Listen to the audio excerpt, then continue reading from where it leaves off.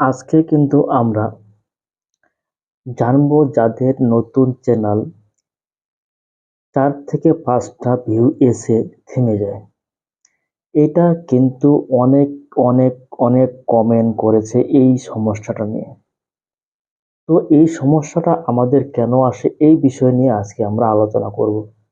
যদি তোমরা আমার কথাগুলো ঠিকঠাক মতো শোনো, যদি কথাগুলো ঠিকঠাক মতো বুঝতে পারো তাহলে কিন্তু তোমাদের এই প্রবলেমটা কিন্তু সলভ হয়ে যাবে।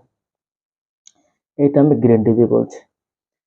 আচ্ছা, আমরা যে ভিডিওটা বানাই, ওই ভিডিওটার মধ্যে যদি কিছু শিক্ষণীয় কিছু না থাকে, নতুনত্ব যদি কিছু না থাকে, বা ধরুন আপনি একটা ভিডিও করেছেন বা তোমরা ভিডিও বানাও, ওই ভিডিওতে যদি আমি ক্লিক করে যে নতুন কিছু জানতে না পারি, তাহলে কিন্তু আমি ওই ভিডিওটা ক্লিক করার ২-৩ সেকেন্ডের মধ্যে বা ১০ সেকেন্ডের মধ্যে কিন্তু বেরিয়ে আসবো, তাই কিনা?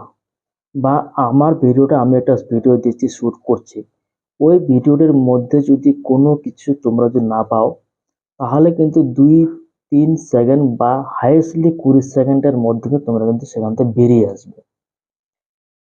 তো এটাই হচ্ছে সবথেকে বড় কারণ ভিউ না হওয়ার কারণ। ২-৩টা ভিউ হওয়ার বা ৩ থেকে ৪টা ভিউজ হওয়ার পরে কিন্তু থেমে যায়। এটাই কিন্তু একটা বড় কারণ।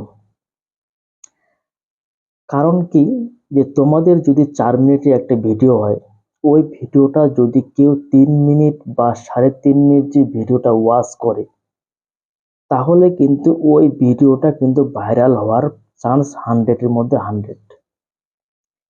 ওই ভিডিওটা যদি তোমাদের যারা ক্লিক করেছে, ওই ভিডিওটা যদি তোমাদের যদি ২-৩ সেকেন্ড বা ৪ সেকেন্ডের মধ্যে, ধরো ৪টা ইউজার তোমার ভিডিওতে ক্লিক করেছে, তারা কিন্তু ২-৩ সেকেন্ড বা তোমাদের ভিডিওতে সেরকম কিছু নেই, নতুনত্ব নেই বা কিছু শেখার নেই, তারা যদি ওই ৩-৪ সেকেন্ড বা ১০ সেকেন্ডের মধ্যে যদি বের হয়ে চলে আসে, মানে ব্যাক হয়ে যায়, তাহলে কিন্তু এই সমস্যাটা তোমাদের দেখা দেয়, বা এই সমস্যাটা কিন্তু সবারই দেখা দেবে, যে ৩-৪টা ভিউয়ের পরে কিন্তু ইমপ্রেশন দিবে না ইউটিউব। ইমপ্রেশন দিবে না, ইউটিউব বুঝে যাবে যে এই ভিডিওর মধ্যে সেরকম কিছু নেই, অডিয়েন্সের এই ভিডিওটি পছন্দ না, তার জন্য তারা কিছুক্ষণ সেখানে থাকতে চাচ্ছে না। তো আমার এই কথাগুলো যদি তোমাদের যদি কিছুটা হলেও উপকারে আসে, তাহলে কিন্তু তোমরা কিন্তু বুঝতে পারবে যে যারা এখন এই ভিডিওর পর তোমরা চেষ্টা করবে ভিডিওতে নতুন কিছু করার, বা তার মধ্যে যারাই ক্লিক করে, তারা ধরো ৫ মিনিটের ভিডিওটা যদি ৩ মিনিট ওয়াচ করে, মানে ৩ মিনিট ধরে যে ভিডিওটা দেখে, এরকম ভাবে তোমাদের কিন্তু কন্টেন্ট গুলো তৈরি করতে হবে, মানে ভিডিওগুলো তোমাদের কিন্তু তৈরি করতে হবে। তাহলেই কিন্তু তোমাদের ভিডিওগুলো কিন্তু ভাইরাল হবে। এটা কিন্তু কেউ তোমাদের ইউটিউবে কিন্তু বলবে না।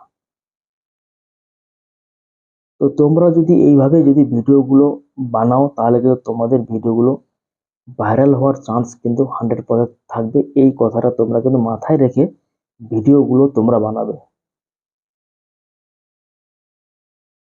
তো আজকের ভিডিওটা এই পর্যন্তই। যদি ভিডিওটা ভালো হয়ে থাকে তো অবশ্যই লাইক ও কমেন্ট, তার সাথে সাবস্ক্রাইব করতে ভুলবেন না।